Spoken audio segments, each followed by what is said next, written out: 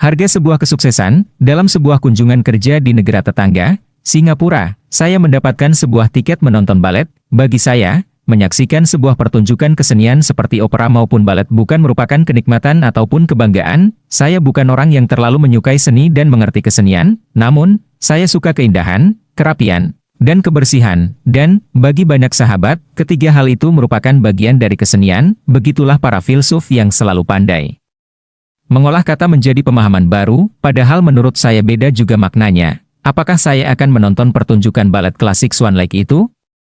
Di tengah padatnya jadwal pertemuan dan di tengah diskusi panjang bisnis, sebenarnya hampir tidak ada waktu untuk menikmati pertunjukan balet tersebut. Di sisi lain, undangan itu datang dari mitra bisnis dan kami sedang dalam proses membahas bisnis jangka panjang tersebut. Undangan itu datang pimpinan tertinggi sebuah perusahaan minyak yang sangat dihormati di dunia. Kalau dalam catatan Billionaire Index di Forbes, perusahaan tersebut masuk 100 besar dunia. Posisi itu membuat saya mengharuskan diri mengikuti acara balet tersebut, yang sejujurnya saya tidak paham sama sekali. Saya ingat, saya memerlukan hampir 1 jam merenungi pentingnya untuk hadir dibanding persiapan meeting pagi. Saya baru kembali ke kamar hotel pukul 17, lalu segera ke Esplanade Singapura pukul 19 untuk menyaksikan acara yang dimulai pukul 19.30. Dengan mengenakan dress code lengkap, jas hitam dan dasi kupu-kupu. Waduh, urusan dasi kupu-kupu ini memang ribet. Beda banget pakai dasi kupu-kupu clip-on yang sudah jadi dengan dasi yang masih lembaran dan harus menyimpul kupu-kupu sendiri. Bisa habis 15 menit hanya untuk membuat dasi tersebut tampak seimbang dan pas dilihatnya. Pasalnya yaitu tadi, saya tidak terbiasa dan tidak suka. Satu hal dalam perenungan untuk menghormati undangan tersebut adalah menyetel hati. Nggak paham, nggak nyaman, tetapi saya harus menyaksikan penampilan balet yang diawali gala dinner pertunjukan akbar tersebut.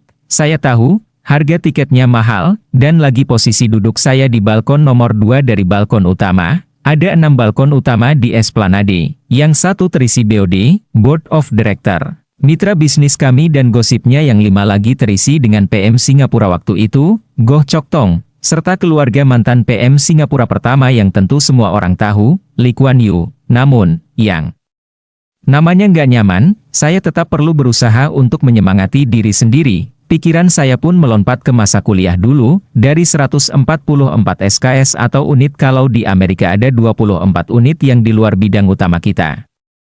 Misalnya begini, ada seorang mahasiswa teknik jurusan mesin, untuk lulus sebagai Bachelor of Mechanical Engineering, dia perlu 120 unit dari mata kuliah wajib dan 24 unit dari mata kuliah General Education, atau pelajaran yang tidak ada hubungannya sama sekali dengan teknik. Mereka harus mengambil kelas badminton, sejarah, astronomi, antropologi, dan semua kelas dasar atau basic 101, dan itu bebas. Tidak ada pakemnya. Saya terheran-heran di awalnya dengan keharusan ini tetapi dekan.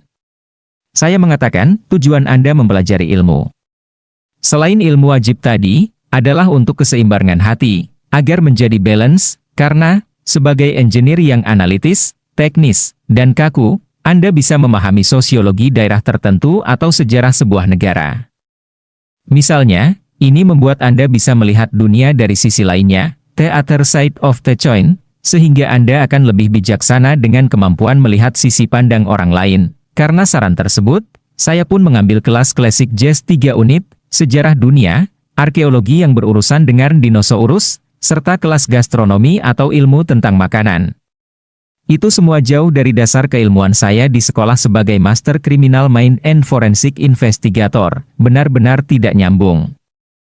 Namun, saat itu saya jadi bisa melihat dunia meskipun hanya dari kelas kecil saya. Saya bisa melihat the other side of the coin. Berdasarkan ingatan tersebut, saya pun memutuskan, saya akan melihat sisi lain kehidupan. Saya akan menonton pertunjukan balet tersebut. Saya kuatkan hati, saya bulatkan tekad. Saya pun tiba di Esplanade tepat waktu.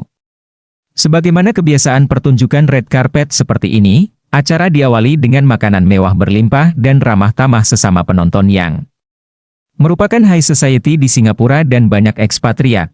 Saya mengambil sisi menyendiri sambil membaca buku isi jalannya pertunjukan dan membaca nama-nama balerina yang akan manggung. Perilaku saya yang mengambil posisi aman sebagai pengamat di ujung adalah perilaku dari para kaum introvert, yang kalau tidak nyaman, ia memilih untuk mojok sendiri. Ada dua nama yang menarik perhatian saya. Pertama, nama penyanyi opera tenar Lea Salonga sebagai bintang tamu. Kebetulan dia termasuk idola saya sehingga saya pun merasa excited dan sedikit lebih nyaman. Kedua, nama seorang balerina Indonesia di daftar penari utama.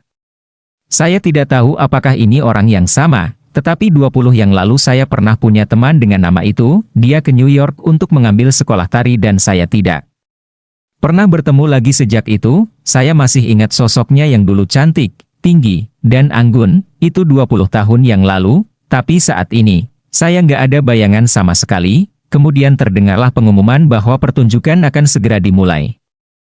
Kami semua menuju tempat masing-masing. Saya sudah memotivasi diri saya sehingga isi kepala saya hanya prasangka baik dan saya akan enjoy the moment, enjoy the present. Singkat cerita, pertunjukan 2 jam tersebut mendapatkan standing ovation, luar biasa. Saya yang kurang paham saja dapat mengikuti jalannya pertunjukan indah tersebut, dan melongo kagum. Apalagi mereka yang paham dan mencintai pertunjukan balet klasik. Saya lihat banyak penonton sampai menitikkan air mata haru.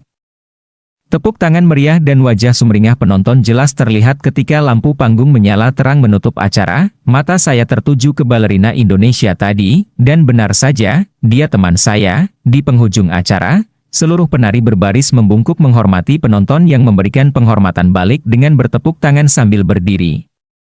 Sebuah kesantunan yang indah bagi saya terus menatap teman saya itu, yang masih cantik dan anggun, beberapa gerakannya di pertunjukan tadi mengundang decak kagum banyak penonton. Indah sekali. Saya bertanya-tanya dalam pikiran saya, apakah dia masih kenal saya?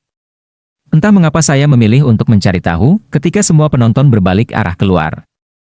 Saya menuju ke panggung yang gordennya mulai tertutup, tepat dekat panggung. Ketika tirai hampir tertutup, teman saya yang berada di barisan agak samping itu berbalik badan. Saya rasa mata kami sudah saling bertatapan. Saya baru saja hendak menyapa dan melambaikan tangan, tetapi dia terus berjalan sambil berjinjit.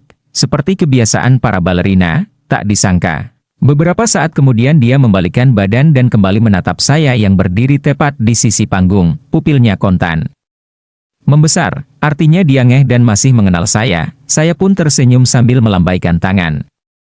Dia membalas dengan melambaikan 2 tangannya ke depan. Mas Woyek, ya, tanyanya. Aslinya saya tidak mendengar suaranya.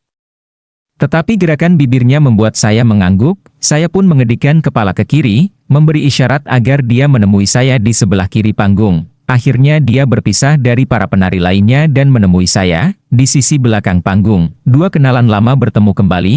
Pelukan persahabatan 20 tahun tidak bertemu mengawali perjumpaan singkat tersebut. Saya pun tidak bisa menghentikan lidah saya untuk tidak memuji dirinya.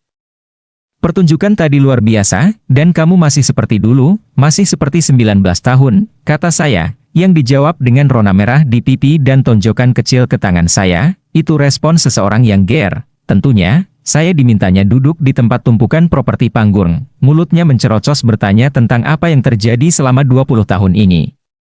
Saya pun menceritakan singkat jalan hidup saya dan dia menceritakan sekilas kehidupannya sambil melepas sepatu baletnya. Mata saya pun menatap tajam telapak kakinya. Saya sangat terkejut melihat bilur lebam kakinya. Dia seorang penari balet yang hebat, cantik, anggun, dan indah gerakannya. Namun, kakinya penuh dengan banyak bekas luka yang tidak terlihat saat dia menari dengan indahnya. Dia pun menatap saya dan bertanya, "Kenapa mas, kaki kamu?" Tanya saya menggantung. "Inilah harga sebuah keindahan, mas, bukannya kehidupan pun begitu?" Katanya sambil tersenyum. Kalimat tadi menghentikan jalan pikiran saya, membuat saya membayangkan bahwa ternyata setiap penari pelukis, pemimpin, orang sukses, usahawan, inovator, bintang film hebat, olahragawan top, semuanya pasti memiliki kesakitan, kesedihan, kepedihan, dan bekas luka yang hebat. Itu semua tidak terlihat saat kita hanya melihat suksesnya saja. Padahal, semua kesuksesan memiliki harga yang harus dibayar.